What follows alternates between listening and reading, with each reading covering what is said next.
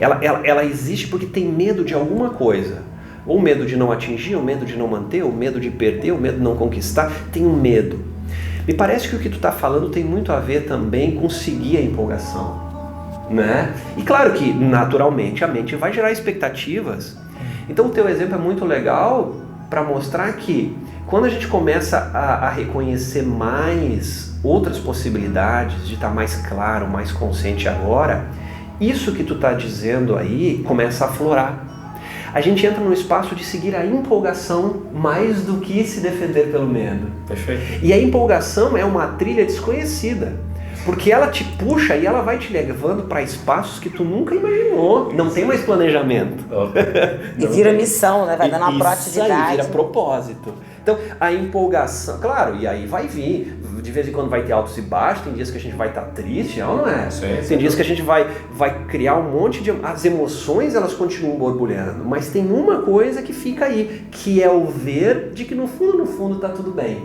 Então, seguir a empolgação é como seguir uma trilha, um chamado energético diferente do que aquela coisa da missão de vida antiga. A gente troca a palavra missão, que tem um cunho de guerra, percebe? Sim. Missão, guerra, batalha. Conquista, resultado. E troca por algo leve. Isso, conquista por propósito. É um fluxo. Então, me parece que o que tu está falando você tem seguido mais a empolgação. Cara, e isso é uma trilha incrível, né? É uma trilha incrível. A frase dessa semana, agir conscientemente ao invés do reagir inconscientemente. Né? E uma outra frase que eu li que foi muito legal, que diz assim: não significa ser feliz o tempo todo. De jeito nenhum, né? Mas saber que ser feliz é uma escolha que pode ser feita a qualquer tempo, né? Porque a felicidade, ela, na nossa sociedade, ela tem uma conotação de êxtase, de um estado emocional elevado. Ou seja, quando que eu estou feliz e estou bem?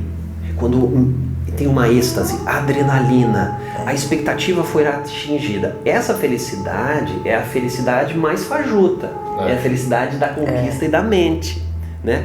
Aí é quando a gente começa a encontrar outro tipo de felicidade, que ela não tem a ver com êxtase, mas ela está mais relacionada com a paz do agora. Uma leveza que permeia, independente do que esteja acontecendo, este instante. Né? Isso sim é diferente do êxtase. E aí como é que tu sabe que encontrou essa leveza? É muito simples. Cara, agora tem tristeza? Não. Tem tristeza? A ausência de tristeza e esse ver mais puro talvez é o que a gente pode chamar de felicidade, só que agora com outra conotação. Perfeito. É verdade. Né? E essa leveza, que na verdade é estar consciente, te tira muito peso, porque muitas das vezes você está ligando a felicidade a conquistar padrões de outras pessoas que não são seus. Perfeito. Eu tenho que ter tal coisa ou fazer algo, quando você vê que... E para muitas pessoas, dependendo de como ela leva a vida, essa felicidade significa estar com gente o tempo todo. Né? Para outras pessoas significa estar atendendo a expectativa da família. Para outras pessoas significa estar comparativamente com a sociedade um pouquinho melhor, porque se eu não estou comparativamente com a sociedade, eu não estou atingindo tudo aquilo que poderia. Então, nota, é sempre algo relacionado ao externo. Não tem uma visão, um centramento em outro espaço. É realmente como se fosse uma busca insana, que essa matemática por si só ela não se resolve no externo. Você me falando isso, Riba, eu lembro de um paper que eu li essa semana, do indiano, em 2011, que ele escreve uma coisa mais ou menos assim: nós deixamos de ser o human being, que é o ser humano. Nós passamos a ser o human doing, que é o humano, é o fazer humano. Eu gravei um vídeo de 1 minutinho essa semana no Instagram. Eu gravei exatamente sobre isso. Foi? Então conta pra gente, porque eu só li essa parte e isso me deu Não, é que assim, a gente foi ensinado a focar no fazer. O fazer é a tônica da humanidade atualmente. Tu pode ver, onde você olha, qualquer sinal de sucesso ou de realização tem a ver com ter feito alguma coisa e não com não ter feito. Olha que doido. Então o fazer, ele é inconscientemente a tônica. Se a gente estiver juntos aqui e a gente for pensar no final de semana, como que a gente planeja o final de semana? Fazendo. O que nós vamos fazer? É ou não é? Veja nos relacionamentos. Dá um espaço de silêncio e a gente se olha assim e diz assim, e aí, o que a gente vai fazer? É ou não é? Tem alguma coisa relacionada com o fazer.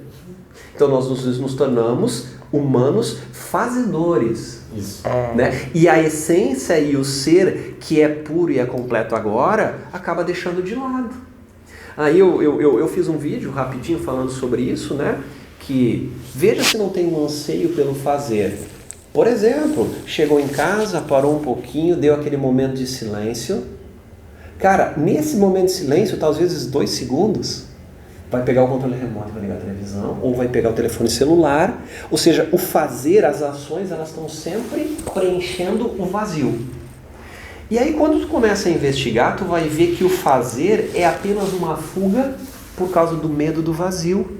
É a mente acelerada. Né? Exato, e ela tem medo do vazio. Quando a gente começa a entrar no espaço do silêncio, do vazio, num primeiro momento a mente tem medo. Mas é justamente no silêncio e no vazio que está a paz não reconhecida. Como se o silêncio me levasse a encarar tudo aquilo que quando eu estou em movimento eu não olho, né? É, isso aí. Então, não significa... Aí alguém botou um comentário assim, muito pertinente, por sinal, dizendo assim... legal, eu quando sinto silêncio, eu sinto uma paz, mas daqui a pouco eu já lembro dos meus filhos, eu já lembro que eu tenho que ganhar dinheiro, eu já lembro que eu tenho que trabalhar. Então, não é que a gente vai deixar de fazer as coisas. A questão é que o foco tem sido exclusivamente e totalmente no fazer. Fazer se tornou a única possibilidade. E o que nós estamos falando aqui é incrementar o ser enquanto se faz. Agora, nesse exato instante agora, tem aqui, permeando essa conversa, essa fala, uma presença, uma lucidez, uma clareza. Agora, aí, isso é o ser sempre presente. Então a gente está fazendo coisas aqui, não estamos deixando de fazer, mas o ser, ele é reconhecido ou está esquecido? Então é mais ver o ser, sentir o ser agora, sente aí. Tem um senso de existência, tem uma consciência lúcida. Veja que ela é silenciosa. Então, é como se ativasse o ser enquanto faz. E não é deixar de fazer, porque deixar de fazer seria mais uma armadilha, né? Que é a percepção externa do que as pessoas costumam reconhecer como você está sereno, você está tão tranquilo, né? Que paz, está zen. E veja, e às vezes não está. Não importa. Porque o fluxo dos pensamentos, das emoções, eles vão gerar situações diversas dependendo do que está acontecendo. Sim. E isso quebra, de alguma maneira, aquela cultura antiga, tradicional, que se tinha muitas vezes da espiritualidade, veja, nada contra as tradições, mas de que é necessário silenciar a mente. É necessário ir para um mosteiro. É necessário ficar preso num retiro. Eliminar a minha vida social e morar lá no interior, numa casinha de campo, porque aí sim eu vou estar mais leve. Isso é outro engodo que não é real. Né? Então, como que a gente leva a nossa vida de cirurgiã, né? Agora, como é que a gente chama o teu novo trabalho no Positive Networking? Influenciador do bem. Influenciador do amor. Isso é bom. Do bem, da positividade. Da positividade. Nesse trabalho, como que a gente faz tudo que o propósito está chamando a fazer, né? De você cuidar da alma das pessoas e não só do físico, que é o que você vem fazendo, mas sentindo a presença, a lucidez e a clareza sempre presente. Porque, na verdade, a saúde é um todo, né? Físico, mental, espiritual. Poxa, e vou te dizer, cuidar do espiritual, a essa atenção que você, né, dá para as pessoas de maneira diferenciada, talvez seja a coisa mais importante, é anterior a tudo. Meu reconhecimento nesse aspecto é que o externo uma consequência do interior. Né? Ele é o produto. O externo é o resultado do que está aqui dentro. Então, se está tudo muito bagunçado lá de fora, aqui dentro tem alguma coisa que não está bem organizada. Perfeito. A cura é de dentro para fora, né? O cuidado.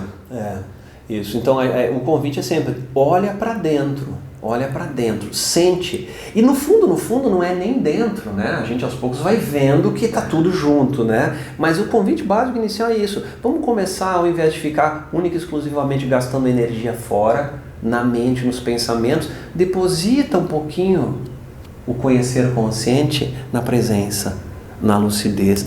A partir daqui tem um reavivamento até de energia. Parece que a gente se sente mais energizado. Não é energizado do êxtase, mas o energizado da energia, né? Vital. Você fica mais cheio de energia, né? E eu diria que a gente tem papo aqui para 2 semanas ficar falando, né? Bom, se quiser, Muito bom, né?